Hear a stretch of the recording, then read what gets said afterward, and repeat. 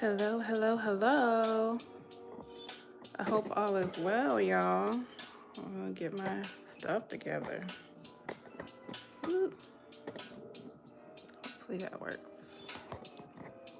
I think that's good. All right, y'all. I hope all is well. Happy Monday.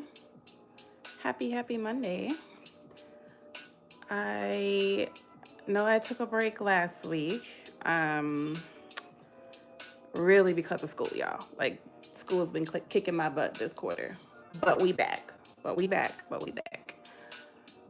give everybody time to come in. We're talking about anxiety today. Actually, I feel like I need my charger.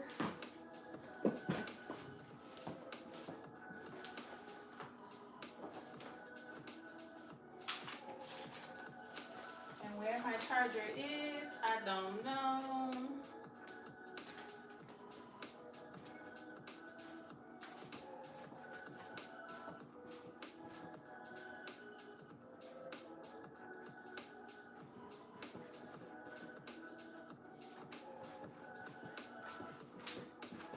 I don't know where my charger is. Hopefully I don't die on y'all. Yeah, I don't know where my charger is. Hello. Welcome in, Shaffonia. How are you? You just caught me trying to find my charger. So, hey, I got 35-ish%. I don't know where my charger is. It's around here somewhere. I'll probably find it after I log out. But it's okay. We'll be all right. I'm glad we're back. Last week was, I'm also on Instagram too.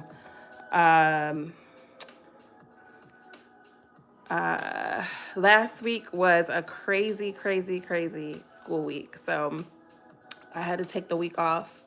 But I'm glad we're back to talk about anxiety. So I have a few, let's see here. I have a few points on anxiety that I want to make sure that I share. Yeah, I should be good, right? 35%, I should be fine. Maybe that's just the anxiety in me, right? Probably is. But yeah, I have a few points on anxiety, just a few things that I want to remind us of when it comes to dealing with anxiety at all levels. So if you're dealing with anxiety at the very core basic stress level, that's one thing. But anxiety can be a disorder. There's several different types of anxiety disorders that you could be experiencing. So one thing I want us all to remember when it comes to anxiety, hello, King. One thing I want us to remember when it comes to anxiety is that it's a spectrum. It comes at all different levels, shapes, sizes. It looks different. It can look different with females. It can look different with males. It can look different in so many different aspects. So there's just a few main points I want to share on anxiety. But then also I have a few affirmations that I want to share. And then if you ever find yourself in a anxiety attack or just overwhelmed with anxiety, there's a few questions that you can ask yourself as well. Hello, Zam. Hello, A Mom's Journey to Serenity. Hello, Christopher. So when it comes to the few points, actually, let me do this. Let me define what anxiety is, because we may not even know what anxiety is. And if this is your first time, my name is Debbie. I'm a certified mindfulness coach. This channel is all things mindfulness, meditation, mental health. So if this is like your jam, definitely join us live every Monday for these talks. But also check out the meditations on my page. So, and then if you're on Instagram, you can always go to YouTube at Haven Inspired to check out the meditations. So when it comes to anxiety, hi, Dr. Quinn, how are you?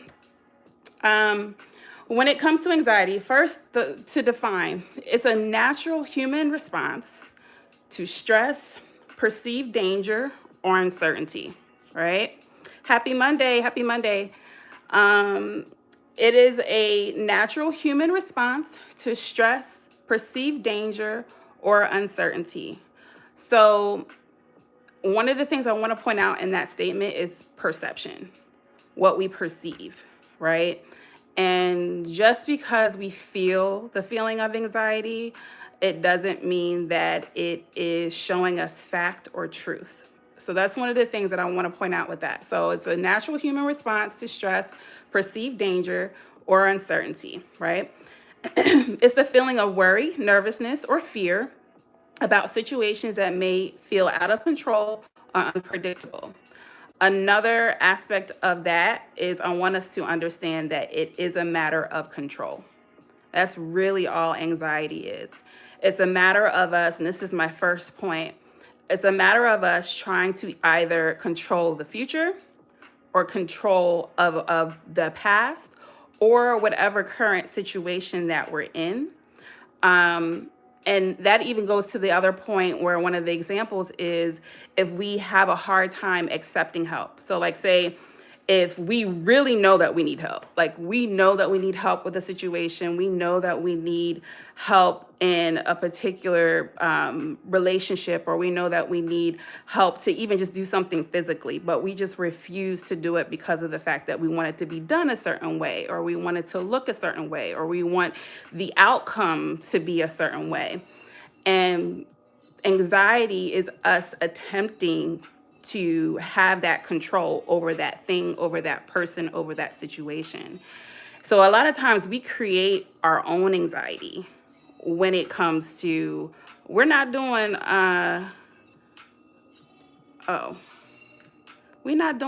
hey y'all, listen.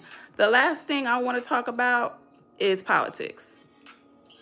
We got enough anxiety we got to worry about, right? So, sorry, Dr. Quinn, I'm also on YouTube. So that's the last thing. Let's not talk about politics today. Okay? We've been talking about it all month. We've been talking about it all year.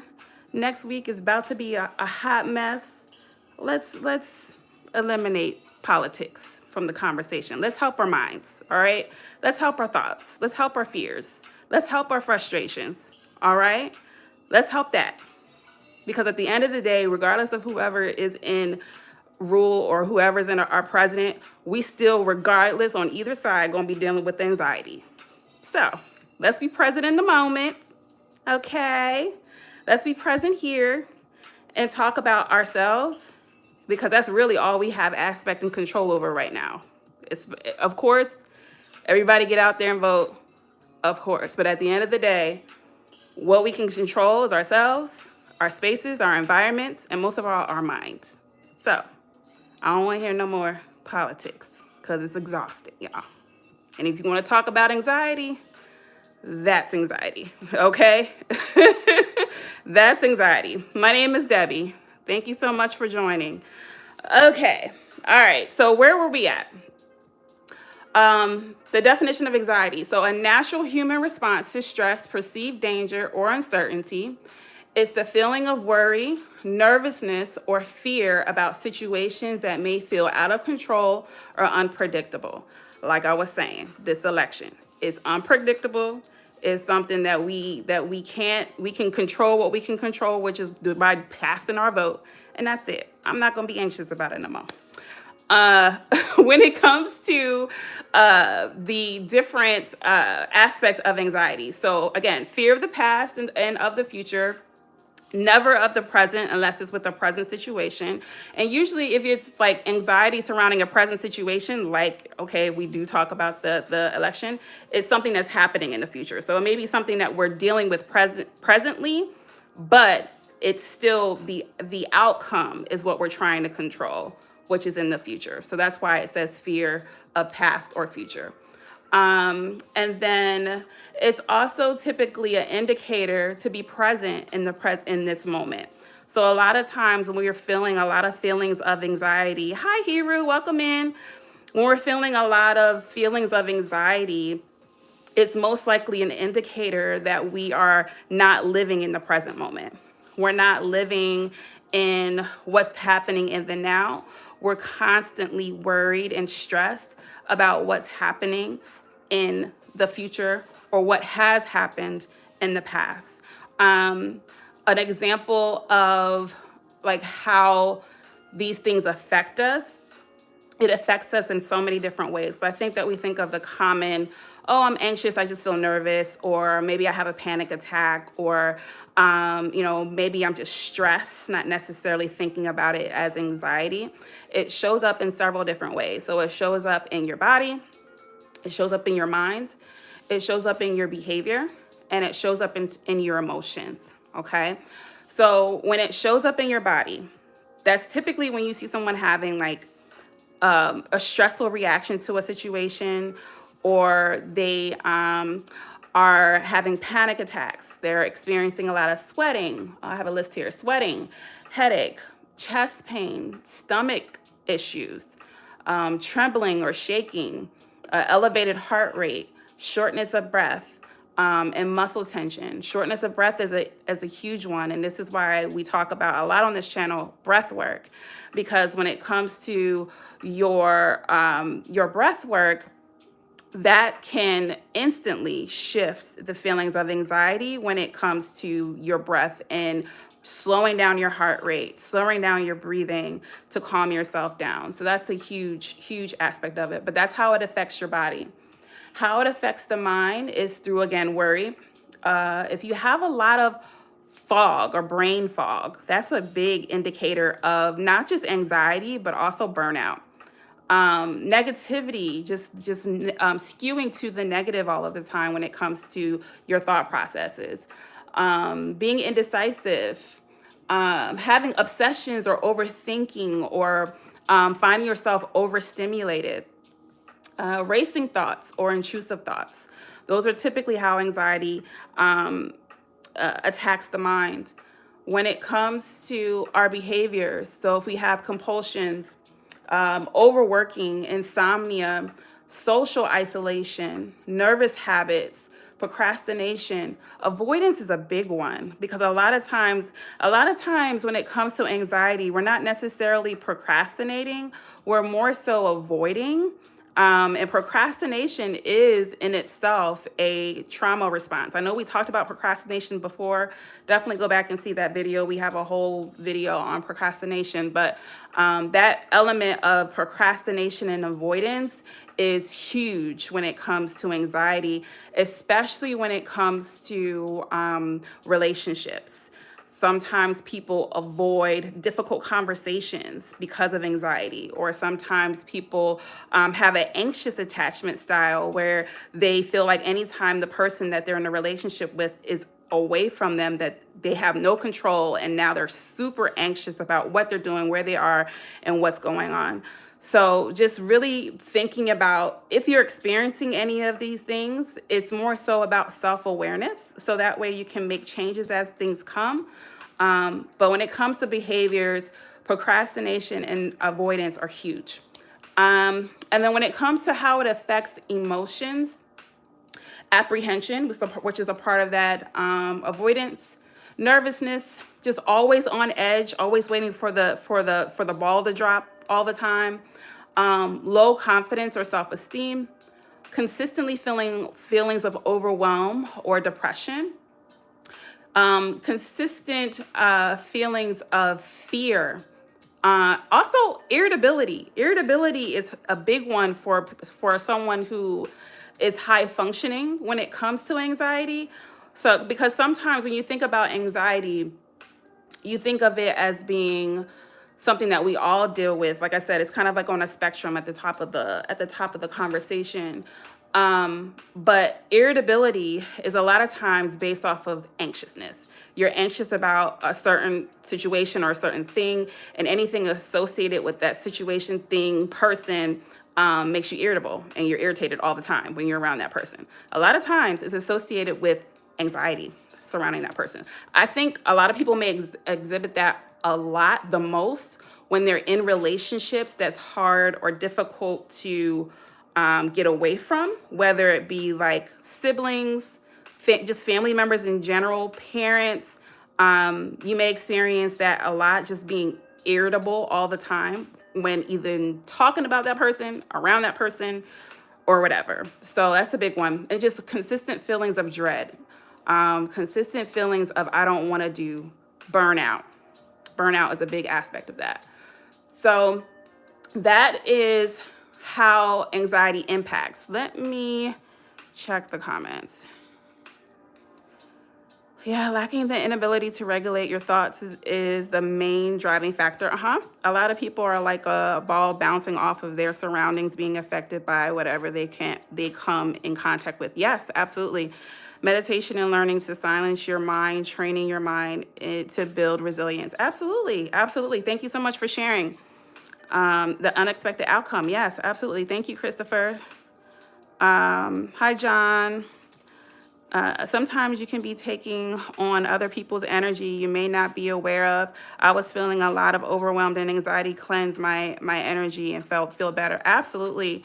Sometimes we feel anxiety because we take on the offense of other people. You know what I mean? Like if we have like someone that is in our lives that something's happened to them or something, they have offense with someone, and then now you take on their offense, and now you're angry or mad at this person, and they didn't even do anything to you. They did something to your friend, and now there's just this big, they pass that that anxiety onto you based off of their own feelings and things. So absolutely, like I said at the top of the call, sometimes we create our own anxieties. Sometimes we create anxiety within ourselves. So I think that it's a big aspect of just really thinking about what you're anxious about. Journaling is a big aspect of it. And really thinking through, like, if I'm feeling overwhelming feelings of anxiety, asking yourself why, and like really being honest with yourself, like, hey, like if I'm always anxious, what is contributing to that anxiety? Who is contributing to that anxiety? Is this anxiety something that's based off of a truth in my life? Or is this a perception of what I think is happening or what I think should happen or something that I am trying to control? A lot of times we are feeling this overwhelm or that overwhelming feeling all the time because we're taking on more things than we were supposed to take on. We're trying to fix things that we're not meant to fix. And I say that as somebody that does it all the time. I've had to catch myself recently, like trying to fix something that, hey, Debbie, it's not for you to fix. This isn't for you to fix. I know that you want to help. And a lot of times anxiety is linked to empathy. If we're empathetic to the people in our lives and we see people struggling and we see people needing help and we want to help them. And so we go into these situations wanting to help these people, and we quickly get into those situations and understand that, oh, they in this situation for a reason. They here for a reason. Like it's not just because of whatever and they just down on their luck. No, their actions create this situation that they're in. And I'm trying to kill myself trying to fix it. You know what I mean? So just thinking about all of the aspects of what's creating that anxiety and start eliminating the things that you can eliminate. So that way you can focus your energy on the things that matter. You know what I mean? If I'm anxious about my kids being safe, that's different than me being anxious about, somebody at work that is playing games. Okay? There's a difference. There's different levels of it. So choose your battles. I think the other aspect, this is from Instagram. I know exactly what you're talking about. Yeah, like listen, it's definitely, I think anxiety is a easy thing to fall into when it comes to just relationships in general and dealing with people, especially if you have empathy. So yeah. So when it comes to the last point, because I went through impacts of how it creates the symptoms. So we went through the symptoms. So the last point is anxiety often involves the brain's fight or flight response. And I talk about this all the time when it comes to our nervous system. With me being a mindfulness coach, I feel like I say this all the time, but I guess this is just the job, right? When it comes to fight or flight, it's attached to our nervous system, right? Which our nervous system is attached to our brains. So our nervous system has several different types of nervous systems, but the two that are most important when it comes to anxiety or just emotions or feelings are our sympathetic nervous systems and our parasympathetic nervous system. Our sympathetic nervous system is what tells us to fight, right? That's what tells us to run. That's what tells us, like, hey, like, this is something's wrong here. It's time for us to jump into gear. It's what indicates to our body that there is a threat. The thing about our sympathetic nervous system is that it can't tell the difference between a real threat and a perceived threat. So even if it perceives that something is happening, the body is going to automatically have that response. So it's just as if, somebody walk up to you and do like one of those, like one of those and kind of jump. That's your nervous system saying, oh, wait, something's happening. Oh, wait, okay, we're good. All right, cool, right? So when we have a consistent overwhelm to the brain of a threat, whether it be perceived or whether it be a real threat, it begins to overwhelm the body to the point where we're always in that state. So we're always in fight or flight. We're always in survival mode. We are never in rest, right? So our parasympathetic nervous system is what activates to calm ourselves down. So the sympathetic nervous system's like, hey, something's wrong. Parasympathetic is like, nah, we good, we straight, it's all right. So it's a matter of calming ourselves down. So heart rate's up with sympathetic nervous system. Our breathing is more shallow. Our hearts are beating super duper fast. We are feeling sweating. We're frustrated. We feel it rise from the feet all the way to the top. Parasympathetic nervous system is our rest and digest. So we're rested, we're calm. Our heart rates are slower. Our mind is relaxed. Our body is relaxed. Our muscles are relaxed. So we want to activate our parasympathetic nervous system as much as possible. That's where breath work comes in. That's where meditation comes in. That's where activity and creativity and knowledge and all of these things come in. Learning is a great way for you to activate another part of the brain. Exercise, like all of those things are what's going to activate that. So anxiety is so associated with that. So if we are holding anxiety in our nervous system consistently, that means we're always in fight or flight. That means we're always on edge. That's where the irritability, the overwhelm, the burnout, the frustration, that's where all of that is coming from. And if you're consistently feeling that way, you're in survival mode. We have some comments. Yes, it could be just being empathetic to people as well as things I feel uncertain about or things I want to get done. Absolutely, absolutely. Or just smoke weed. We not doing that. Yes, movement helps. Absolutely. I always like to do movement meditations or just movement affirmations. We have a comment from Instagram. I never thought of it like that, a perceived threat. Absolutely. There's a lot of perceived threats, and it could be words. You know what I mean? It could be how somebody looked at you. That's a perceived threat. Why they look at me like that? There's so many ways that we can perceive something being threatening to the point where, especially in today's society, because our society is obsessed with being offended. We are obsessed with offense. Everything is offensive. And when we find everything offensive, we're always in fight or flight, right? Because if we're always scrolling on social media, if we're always, in a space where, oh, why did they say that? They did this, they did that. This is offensive. Why are they saying this? Why is this? What is that? What do they mean? What do they mean by that? Da, da, da, da, da. If we're like that all day, what do you think that does to our system? Those are all perceived threats. If you feel offended all of the time, like, what do you think is going to happen to our nervous systems, right? So just really thinking about choosing your battles, for one, because choosing your battles will eliminate a lot of that.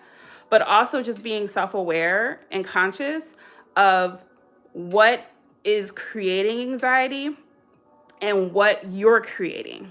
Because a lot of times anxiety can be created from external factors and internal factors. What are those internal factors that are creating the anxiety? And that's where you should start, because all you can do is start with yourself. You can't control what's happening on the outside. You can't control whether people like you. You can't control how people speak to you. You can't control how people look at you. You can't control situations. You know, if you get on the train and the train stops and you can't get off for an hour, there's nothing you can do about it, right? Like, we can sit and be frustrated and angry the whole time, or we can find, some type of solace in the moment. Put your energy in finding that solace, not on being anxious, frustrated, and angry. You know what I mean? Because, so yeah, you play all day, John. Okay, we're not smoking weed. We're not drinking alcohol. Look, we're gonna try Jesus. That's what we're gonna do. Okay, all right. Try Jesus Christ. Okay, so affirmations. When it comes to anxiety relief, I have 5 affirmations here for you. Feel free to write these down. You can use these affirmations however you wish to. So if you want to write them down in your journal, if you want to put them on sticky notes, if you want to record yourself saying them so that way you can hear the playback. I like to just put them on sticky notes and just place them in random places, so that way when I see them, it's usually in random times a day. So thinking about however you want to use them is completely up to you. If you want to change the way that the language is, so that way it makes more sense for you, please do that. This is just how I worded it. But affirmations are for you. So if it doesn't make sense for you, change the words, change how it's ordered, take away words, add words, however you want to do it. Okay. So we're going to start with the first one. I believe that there are 5. Yeah, we have 5 affirmations. So the first one, I am safe and secure in this moment and release fear. I am safe and secure in this moment and release fear. I am safe and secure in this moment and release fear. The first thing that's associated with anxiety is safety. The matter of feeling safe emotionally, physically, spiritually, it's a matter of feeling safe. So I am safe and secure in this moment and release fear. That's not therapy, John. Okay, so as a graduate student, if anybody doesn't know this is your first time, I am a graduate student in a counseling program. I will be a therapist in 2027, okay? Please, please, please go to actual therapy, okay? We want to go to actual therapy. We want to go visit a therapist, or want to talk through our issues, and we're going to heal in that way. Alcohol and weed is not going to heal you, John. I hope you plan, but you may not be. So I'm going to take it seriously. Alcohol and weed is not going to heal you. It's going to do nothing but prolong. It's going to do nothing but prolong the feelings and emotions. It will push it away temporarily, and then as soon as it wears off, it will come right back. Okay. Thank you, John. Stop playing with me. All right. So that was the first affirmation. I am safe and secure in this moment and release fear. I am safe and secure in this moment and release fear. So yes, the first aspect of anxiety is safety. You don't feel safe in a particular situation. Sometimes we don't feel safe in our own bodies. Sometimes we don't feel safe in our own minds, right? So the first thing when it comes to anxiety is the matter of safety. Sometimes we may feel tormented in our minds, right? That's a spiritual thing. That's not a practical thing. If you feel tormented in your mind, that's not just a regular schmegular thing. That's a spiritual thing, which is difficult to deal with, right? So I'm safe and secure in this moment and release fear. Fear is another aspect of anxiety. Most anxiety is going to be attached to fear in some way. fear of the future, fear of, being found out when it comes to imposter syndrome, fear of what other people will think of us, fear of making mistakes and failure. So anxiety is going to be associated with fear in some form or fashion. Okay, that's number one. Number two, the panic I feel in my body does not define me. The panic I feel in my body does not define me. The panic I feel in my body does not define me. Sometimes when we have physical manifestations of anxiety, it's scary, right? So it gets to a point where you are sweating or you're shaking or because I would get the trembles sometimes when I'm anxious.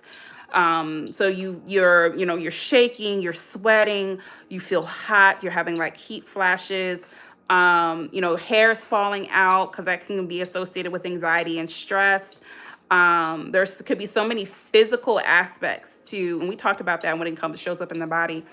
But there can be so many physical aspects to anxiety to where they show up. It automatically makes you feel crazy or something's wrong with me or what's going on. I don't know what's happening, or you are just confused as to what's happening. And so this is just a reminder that even if you're feeling physical symptoms of anxiety, that doesn't define you. And I think sometimes when we think of it in our head, it's one thing, but if we actually see a physical symptom, or we actually see a physical remnant of it, it kind of changes how we think about anxiety in our lives. So the panic I feel in my body does not define me. Eclipse from Instagram. I love the mantras. Yes, thank you, thank you, thank you. Awesome. All right, so that's number two. Number three, I release the need to be perfect. I am more than enough. I release the need to be perfect. I am more than enough. I release the need to be perfect. I am more than enough. So understanding that a lot of times anxiety is associated with us trying to prove ourselves, right? We're trying to prove ourselves, to other people, to our enemies, to people that don't like us, the haters. We're trying to prove ourselves in so many different situations. And because we're trying so hard and maybe it's not going the way that you think it's supposed to, or you're finding failures in certain aspects, or you feel inadequate, or you say to yourself, I've been at this in a long time. Why hasn't this come into fruition? And because of all of those feelings, we get anxious and about it to the point where it affects us, affects our self-esteem, our self-worth. So this is just a reminder to release perfection. Perfection is not attainable for anybody, right? None of us are perfect. None of us are going to be able to get it right all of the time. And that's okay. And this is just a matter of reminding ourselves that it's okay to not be perfect. You're enough. You're more than enough the way that you are today, right? There's an aspect of life where we want to grow and be better and do better and be a better version of ourselves. I'm not saying to stop looking to obtain that, but looking at yourself as you are today in your mirror, looking at yourself tonight before you go to bed, don't have to be perfect. You don't have to get it right all the time. You don't have to have all of the answers. You don't have to have all of the knowledge. It's okay. It's okay not to be perfect. So I release the need to be perfect. I am more than enough is an important one. This is from YouTube. Perfection is within us, but we are in the state of forgetfulness. Yeah. Like it definitely is a big aspect of it, right? Okay. So when it comes to, that was number 3. So number 4, if I can think of my worst, I can also think of my best. If I can think of my worst, I can always think of my best. I think I said did I say always or also? I think I said also. If I can think of my worst, I said also. I can also think of my best. If I can think of my worst, I can also think of my best. So if we can contemplate and find the worst in us, and we can find it, right? then we can also find the best, right? We can always, if we can take the time to think of all of the horrible things and bad things that we are, and I say that in quotes, right? If we can think of all of those things that we are that aren't so good, we can also invest the time into the best of us. So if we take the time to not just journal what we can do better, but journal what we are doing great. Journal the aspects of us that we love, right? Taking the time to, have you really even taken the time to think of the things that you like about yourself, right? Can you take the time and rattle off 5 things that you like about yourself? I love myself. If I talk about Debbie, I love myself because I'm creative, I'm compassionate, I love to work with people, I have a sense of humor. Like, if I can't rattle off all of these things, I'm creative, you know? If I can't rattle off all of these things that I love about myself, but if I could take the time to really say, oh, I'm always anxious, I procrastinate, sometimes I'm lazy, sometimes I do this. Like, if we could take the time to do that, we can take the time to pull out our best. So if you haven't done that recently, journal your best. What is your best? What does your best look like? And I'm not talking about what you want to be, where you want to be. And I'm not talking about your job. I'm not talking about, the people that are around you. I'm not talking about your kids. I'm not talking about none of that. I'm talking about you. What is it about you that is your best? That's beautiful. That's wonderful. Everybody has it, right? So that was number 4. If I can think of my worst, I can also think of my best. And number 5, I may not have all the answers now, but trust that wisdom will reveal itself. I may not have the answers now, but trust that wisdom will reveal itself. I may not have the answers now, but trust that wisdom will reveal itself. So understanding that we, like I said earlier, we don't have all the answers all the time. And that's okay, right? We can gain knowledge. That's easy. We can read a book. We can watch a documentary. We can listen to a podcast. We can divulge ourselves in information. But information means nothing without wisdom. And wisdom is basically the proper application of knowledge, right? So we can gain all of this knowledge, we can learn all of these things and be able to rattle off all of these great things that we've learned, but it means nothing unless we're able to use that knowledge and understanding in a wise way. So that's why I put wisdom instead of knowledge, because knowledge is great. We can get that. That's easy. We have Chat GPT now. Okay, you can Chat GPT anything. Be like, hey, tell me what this is. Oh, okay, cool. But if you just leave it in Chat GPT and you don't really do nothing with it, was it really beneficial? You know what I'm saying? So that's why I put wisdom. I may not have the answers now, but trust that wisdom will reveal itself. Okay, so that's the last affirmation. I'll finish with just a few questions that you want to ask yourself when it comes to anxious thoughts. I hope these were helpful, y'all. Definitely let me know in the comments if these were helpful. But a few things that you want to ask yourself when you have anxious thoughts is, 1, what evidence do you have that makes this anxious thought true? What evidence do you have that makes this anxious thought true? Is it true? Is there truth in it? There may be. There may be some truth in it. I'm not saying that there's not going to be, but taking the time to really think through it. And this is how you can repurpose your thoughts versus allowing yourself to do that instant replay. You know, that instant reel, kind of like how Sports Center, where it keeps replaying the same plays over and over and over again. Like, this is a way for you to pull yourself out of that instant replay and ask yourself the question. So when it comes to my anxious thought, what evidence do you have that makes it true? Okay, that's the first question. And then the next one is, will I make a big deal about this tomorrow? Like, after I sleep on it and wake up the next morning, is this really that big of a deal? Right? So what evidence do you have that makes it true? And will I make a big deal about this tomorrow? And then the next one, if I was my friend, what advice would I give myself? Because a lot of times we give our friends better advice than we take. We give some good advice, right? When our friends be like, wait, this happened, and I don't know, like, leave them, girl.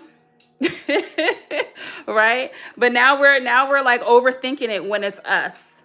So really think about, hey, like if this was my best friend and this was somebody that I loved, what type of advice would I give them? And is this advice that I would take myself? Okay, thank you, Mom's Journey to Serenity. Yeah, I'm almost done. Um, how do you handle self-doubt? I have a whole book on self-doubt. So if you go to, it will actually be in the link here after it will actually be in the link in this video. But if you go to Amazon, I have a book. It's called, I have it here, Not Self, Let Me Be Great.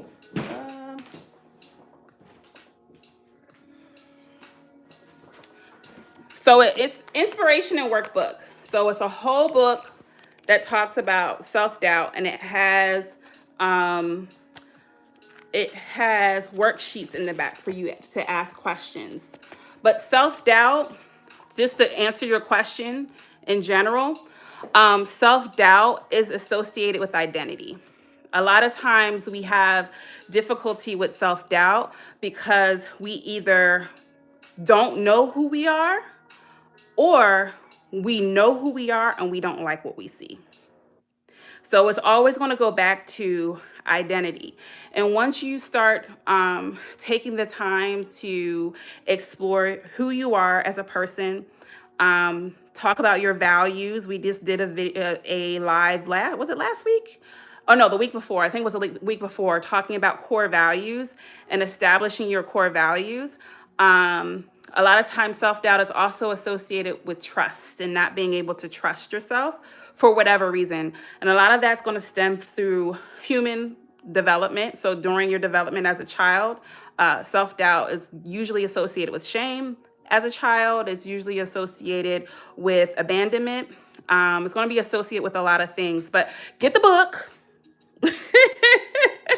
Get the book. It's on Amazon, and when you type in NAH self, NAH ...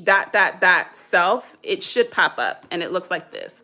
And you want to get the one that has the inspiration and workbook on there. That's the one that's actually my background and story and like the workbook. The other one that you'll see is actually an empty journal that you can just use for journaling. But yeah. Yes, trust is definitely huge. Okay, sorry, got off track. So what were we talking about? So the questions to ask yourself when you have anxious thoughts. So what evidence do you have that makes it true? What would you say to a friend? What advice would you give to a friend? Will it be a big deal, or will you make a big deal about it tomorrow? And am I missing something? Okay, that's the best question, because a lot of times that will answer your question with perceived anxiety, right? Like, am I missing something? Is there a different scenario? Is there a better scenario? Am I shifting to the worst scenario? Remember, we were talking about worst versus best. Am I shifting to the worst scenario versus the best scenario? Am I psyching myself out? What am I missing? Okay, so that's the last question. So if those were the 4 questions. What evidence do you have that makes it true? What would you say to a friend? Will I make a big deal about this tomorrow? And am I missing something? The affirmations at the top were, I am safe and secure in this moment and release fear. 2 was, the panic I feel in my body does not define me. 3 is, I release the need to be perfect. I am more than enough. If I can think of my worst, I can also think of my best. And I may not have the answers now, but trust that wisdom will reveal itself. So I hope these were helpful, y'all. Again, this live is every Monday at 8 p.m. Central Standard Time. I hope this was helpful. We don't actually, from the poll, I do a poll on Instagram. On YouTube. So Instagram, if you want to do the poll, go over to the YouTube. But I do a poll every week to ask you guys what you want to talk about. So if it's not a video that I haven't done already, I will definitely add it to the list. So feel free to vote on the poll. I usually post those Saturday. And then I hope to see y'all all next Monday. But until next time, oh, and then will I post new videos this week? I have a lot of anxiety meditations already. So I'll probably just link the ones that I already have, but I might still do some meditations posted on Saturday. So look out for those as well. But until next Monday, I hope all is well. Be blessed, y'all. This was so helpful for me. I'm in grief therapy now. I give out. Yeah, I'm so sorry when it comes to was it Mama Tamra? I hope I'm saying that right. I'm so sorry for your loss. Even I know with grief, it's to so many different things, and it may not even be grief of a person, it may be grief of other things. But I'm so sorry for whatever loss it is, and I hope you are well and many blessings to you. Definitely come back and to visit us every week.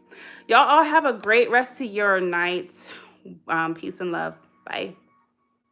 Oh, thank you, Eclipse. Bye. Have a good night.